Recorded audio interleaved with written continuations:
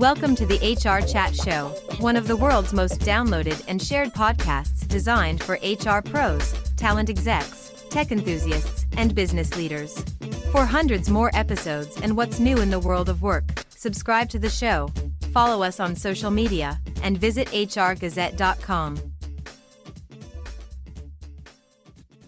Welcome to another episode of the HR Chat Show. Hello, this is your host today, Bill Banham, and joining me back on the show today is no other than the amazing, awesome, wonderful, fantastic Jim Link, who is, of course, the CHRO over at SHRM. Now, we are recording this interview today just less than a couple of weeks before SHRM annual conference and expo in lovely Chicago. I'm very excited for it. I've not been for a couple of years, actually, so I'm pleased to get back. And we're going to talk all things SHRM with Jim. Jim, welcome back to the show today. Bill, thank you so much. It's a pleasure to be back with you, and I cannot wait to see you live in Chicago. Let's start by getting you pleased to reintroduce yourself to our audience. Take a couple of minutes and tell our audience all about yourself. Yeah, thanks, Bill. So hello, everyone. My name is Jim Link. I'm the Chief Human Resources Officer at the fantastic world's largest human resources organization known as SHRM. I've been doing that job for about 2.5 years now after spending time as the CHRO for Randstad North America. And prior to that, spending time in several relatively large consumer companies, probably known to you, General Electric, Porsche Cars North America, and the Pillsbury Company. So I've been a SHRM member since 1991. A SHRM volunteer on the SHRM Foundation board. So now I've come full circle in my career to have the privilege of serving as SHRM's Chief Human Resources Officer. Rock and roll. And it's not just that SHRM are kind enough to set me up in the media room and give me sandwiches. I genuinely believe that SHRM is the best HR association in the world. And if you don't know much about them, where have you been? Do you live under a rock? Check them out, listeners. Jim, in your opinion, why is the SHRM Annual Conference and Expo a key date in the HR calendar? You know, Bill, it's the largest gathering of human resources professionals in the world. And the size and scope of the conference itself just allows us the opportunity to do so much and to help people in so many ways along the pathways of understanding the connection between what they're doing every day, the broader service that they're providing to the businesses in which they operate, the communities in which they live, and even more importantly, now more and more so on society at large. So whether you're looking to come and build your network or to learn the latest and greatest or to become more innovative or more collaborative, we certainly provide an opportunity for human resources leaders and even more business leaders to come into one central location to maximize learning opportunities. This year, that happens to be in Chicago. It's a great event, lots to do. Of course, we have all kinds of entertainment. We have just session after session for, the better part of 3.5 days for people to learn and grow and become the best version of themselves they can be. And not just any entertainment, listeners, amazing entertainment. So, for example, Jay Leno and Kelly Clarkson are going to be. Yeah, those two. How cool is this event? Yeah, those two certainly, Bill, are on the docket. I'm actually very interested that our opening keynote on Sunday is Jason Sudeikis from Ted Lasso fame. So I'm actually very much intrigued to hear what he has to say. As well, because of his success with that, but more importantly, what the lessons that he taught through the writing and shooting and eventual production of Ted Lasso really are lessons in leadership and human capability. And I can't wait to hear him string all that together. So listen, he's an amazing actor. Ted Lasso is an amazing program. I get it. However, as a Brit who's attending SHRM, I know what's going to happen because this happens quite a lot when I'm in the US. They're like, "Oh, you're British? Yeah. I watched Ted Lasso. That's my one and only cultural reference to soccer and your country. That happens to me all the time." But there you go. Other folks on the main stage, other key speakers include, of course, Johnny C. Taylor, and we recently featured his awesome podcast on this show. Sherry Shepherd, Jessica Jensen, Janet Gibson, and a whole bunch of other amazing speakers. And there are hundreds of speakers across all the different stages of course listeners. So you're in for a treat. What are you particularly looking forward to, Jim? If you could highlight a couple of sessions that are exciting you this year, what would those be? I think the most interesting thing that I'm seeing right now, and we're hearing this from our members, I'm speaking about it on various stages and presentations across the SHRM network, is really this focus that SHRM's had in really kicking off in March. So for the last several months on this idea of civility in the workplace. And there are several very specific workshops or sessions at SHRM 24 that are going to be focused on this entire idea that civility is something that we may need to focus on, not just as human resources leaders, but that we are uniquely positioned as human resource leaders to talk about the role of civility in the workplace, how it might have been eroded over the course of the last few years, really depending upon what country you live in and what environment you work in. But really this idea that we might have lost some of the art related to civility. And I'm very keen to focus on what some of those things are and how people are going to be interpreting what civility means in the workplace. Here at SHRM, Bill, we've done a lot of research in the civility space. And I have to tell you, when the first round of research came back related to what people were experiencing in the workplaces related to civility, I actually thought the numbers were wrong. I literally thought that I was reading it incorrectly. And what we really saw was just a huge representation of a lack of civility in the workplace. And folks that responded to our survey were willing to tell us about it. And those results were just fascinating. And I think that SHRM is onto something. And what better organization to talk about civility in the workplace than SHRM? So I'm very excited to hear some of those presentations and to hear what others are thinking about the role of civility, not just in our workplaces, but in our broader society. I think that's going to be fascinating. Yeah, well, let's just keep talking about that for a minute, if you don't mind. You were instrumental in launching a Civil Conversations initiative back in March, I believe. Can you tell our audience about the 1 million Civil Conversations initiative that you launched? Well, yes, Bill, I can. And I'm really excited to talk about this initiative. You're right. I was one of the fortunate and lucky ones to get to kick off this campaign for SHRM. And again, it was really driven by what we were hearing from our members, which was civility certainly is something we need to think about. So SHRM said, look, if this is something that's on the mind of our members, it's obviously on the mind of business leaders, and it probably should be on the mind of our government leaders and our community leaders and broadly in society at large. So what we did was we figured out a way to activate this call for civility. That became, Bill, what you just referenced, the call for 1 million civil conversations. You can hashtag that, by the way, if you're interested in talking about civility in your own workplace.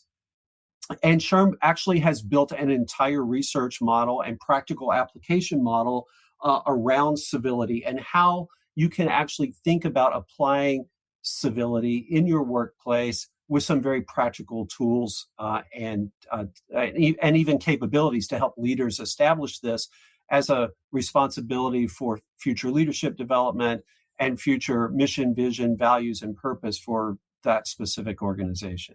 So we kicked this off to great excitement. It really resonated well with attendees at all of the events I certainly were where I was presenting. And I will tell you that the reaction that we've received from people both inside and outside of the human resources space has been absolutely fascinating. I know our president and CEO, Johnny C. Taylor, has talked about this on national media. We certainly are getting a lot of interest from individuals who want to understand more about how they can transform their organizations into one that is more civil and reflects that, and where that they can hold their leaders accountable for role modeling it. The 1 million Civil Conversations Bill just became a way for us to track that. We've developed a civility index, And in that civility index, we've just really identified the ways that workers are looking at civility. We can cut and slice that by region of the country, by all kinds of exciting demographics. For example, just one of the scores that we received when we looked at this, the most recent civility index score was 42.3 out of 100 for workers' everyday lives, where that those results are really showing that workers are experiencing or witnessing an average of more than 171 million acts of incivility per day in the workplace. Now, that's just amazing. And if you think about that gives us a lot of room for improvement, right? If you really think about it. And if we think about how we can apply that and think about it on more of a long term, if we just change and teach people how to dialogue more effectively, to rediscover the lost art of civil dialogue, we're going to go a long way toward demonstrating what should be happening in workplaces, but more importantly, what should be happening in society at large. Interesting what you said there at the end there, Jim. It's a lost art. Why is it a lost art? Is social media to blame, Jim? Is that why people can't communicate anymore? What's your take? I've presented on this topic, and there's one thing that's very clear to me is that because of the rise of social media, and more importantly, Bill, the rise of the anonymity that social media may give you, I think people certainly feel braver, right? They almost feel an obligation to express their feelings in such a way that may or may not be supportive of what was posted or stated or said. And I think that anonymity has given us the opportunity to walk away from grace, from civil dialogue, even from the idea that you should be held responsible for what you say in a setting. And so, yeah, to some extent, I think certainly social media has been an exponent on the mathematics of civil dialogue. But if we think about what happens in day-to-day interaction, it's also been driven by the fact that we were all isolated and lonely for the better part of 2 years, depending upon where you were in the world. And that idea of isolation and loneliness certainly didn't help in people's responses and how that they viewed the whole world of digital media and what could happen out there. So I don't think there's any one factor, Bill, but certainly there were things in our society, including, here in the United States anyway, the bigger idea around the antagonism that exists right now in our governmental systems. We're certainly seeing not great role models out there for civil discourse and dialogue. And so it's just time that somebody called that bluff and said something about it and said, look, it's time to refocus on what's important. And what's important is empathetic listening, demonstrating some degree of emotional intelligence, and actually regaining our perspective that perhaps there's something to learn from a human being with whom you might not agree. And we want to refine those skills. And I think this civility campaign that SHRM is launching certainly encourages us all to think about this a little bit differently, and perhaps to reimagine a workplace and even a work world where that civility is once again a factor that we hold dear. Okay, follow up to that then, Jim, and it could be a one-word answer. It could be yes or no. If you're an HR leader or a people leader, do you need to have empathy? Do you need to have compassion? Do you need to have good communication skills? I'm assuming that this is a pretty straightforward question. What's your take? The answer is absolutely yes. And it's more important to realize what emotional intelligence really means in a leader in particular. And so we asked people, we asked them what that means. And the results were very, very interesting, but not overly surprising. So what are people looking for in a highly emotional and intelligent leader? They're looking for transparency. They're looking for genuineness. They're looking for authenticity. They're looking for strong communicative skills. They're looking for strong empathetic listening skills. They're looking for some establishment of the fact that leaders are indeed human and they do indeed have to lead, right? They have to make decisions and move forward. But more importantly, if they have the capability to do that in the right way by demonstrating those competencies that I just described to you, that's effective leadership. And effective leadership, I think, is the goal and aim that we certainly have in this conference, right? To give people knowledge and skill about how to be an effective leader. But it's more important that we see that in our daily lives, whether you're a leader in your own household or at work or in the communities in which you live and work. I think it's vitally important that emotional intelligence be demonstrated. We know what those factors are now, and let's hold leaders accountable to being emotionally intelligent leaders capable of driving fantastic results for their businesses, their communities, and even their homes. Love it. Thank you very much. Okay, then. So there are two pillars at the SHRM annual conference and expo this year. One is, of course, civility. The other is, and here we go, listeners, I can't do an episode without talking about it, AI. Jim, how does AI continue to change the ways that you and your team do your jobs? And more generally, from what you're seeing from the conversations that you're having, the surveys that SHRM puts out there, et cetera, how is AI continuing to impact and change HR processes? You know, Bill, it's having an incredibly huge and significant impact. I think it's short enough to say that it's changing human resources processes in many cases in every way, every day. We are just in this week alone, I've had 7 or 8 conversations with individuals who have told me about new ways that they're utilizing artificial intelligence in their workplace.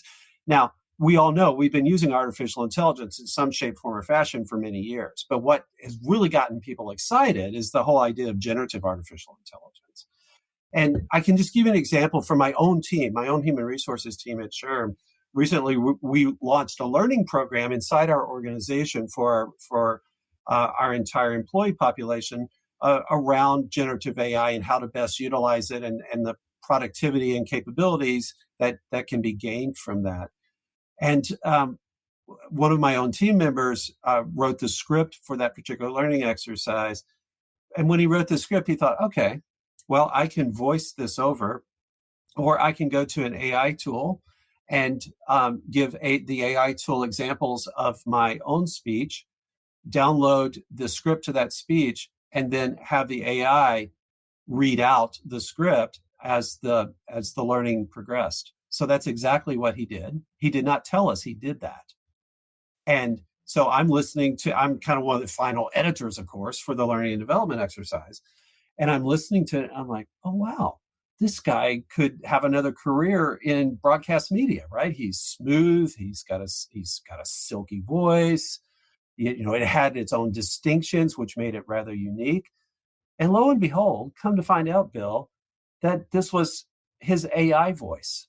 It was not his actual voice.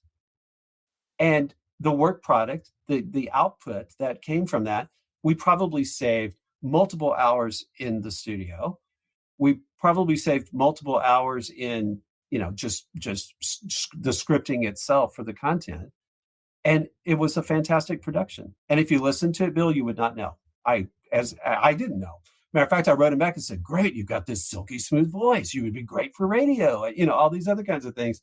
And, I kind of get this smiley face back. And then later that day, he revealed to the rest of our entire team that it was his AI generated voice. So that's just one example. And that impacted me. And I didn't know, right, that it was out there. But we're hearing so much about productivity and creativity and just getting better answers and better responses and better capability being driven by the proper usage of AI in the workplace. So we built an entire tool set. It's called the AI Playbook. It's actually available to both SHRM members and non-SHRM members. It's completely free to download this online. You go to shrm.org /AI Playbook, and you can find this particular tool. It's just great reading, and we're keeping it currently updated on what we're seeing out there and how to use this in the human resources space. Short answer, Bill, AI is going to change the face, scope, and capability of human resources professionals if they learn how to use it.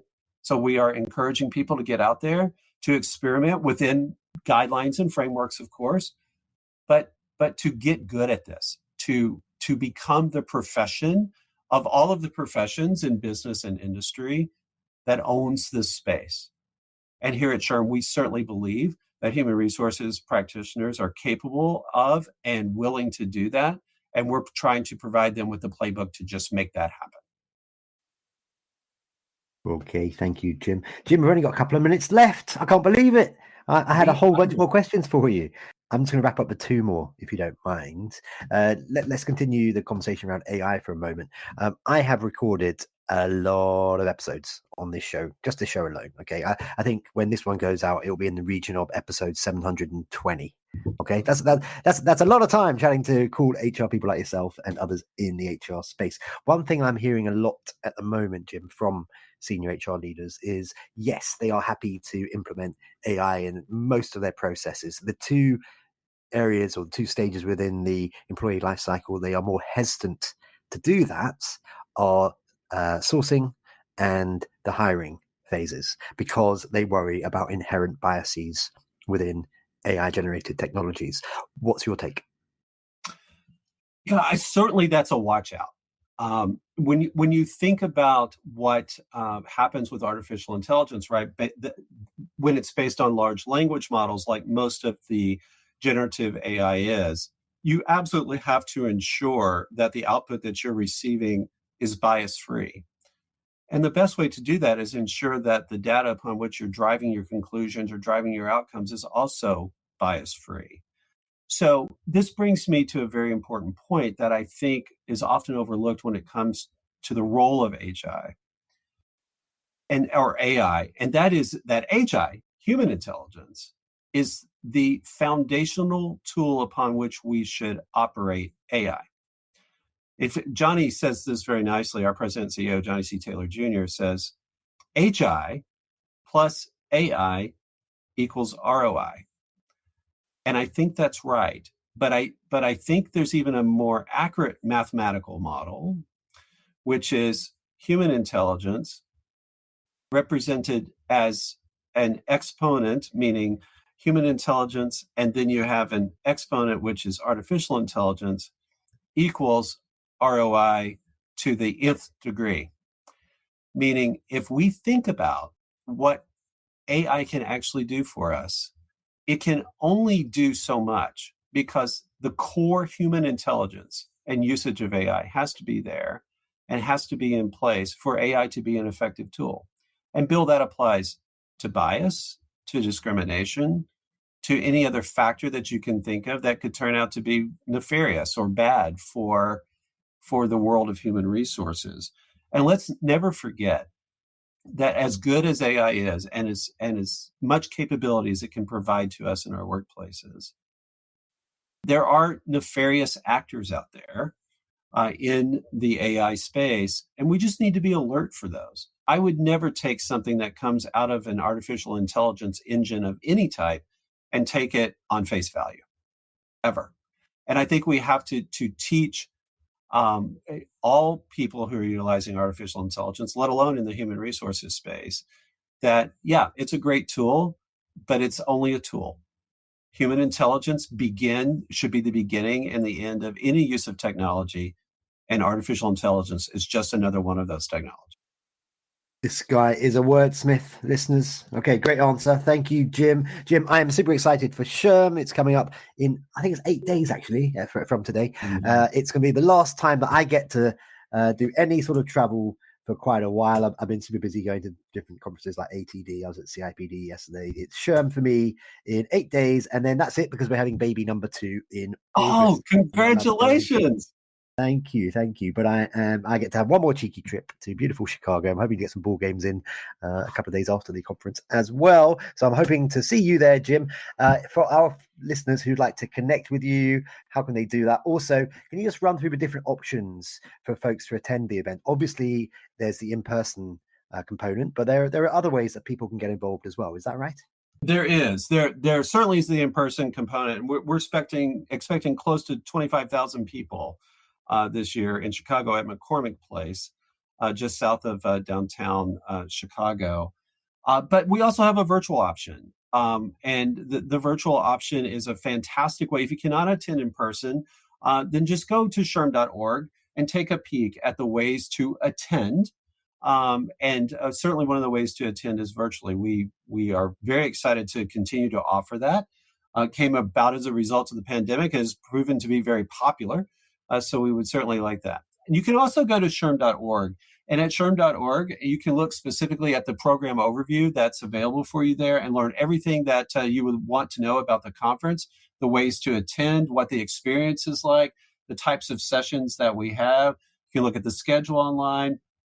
And, all of our content is really split up into 12 areas. Those areas are comp and benefits, inclusion, equity, and diversity, employment law and regulations, global HR, mental health and wellness, leadership and personal growth, HR technology and data analytics, the HR department of one, because most of our members are still that, people and talent management, recruitment and talent acquisition, strategic HR, and then finally, workplace culture, empathy, and work-life integration.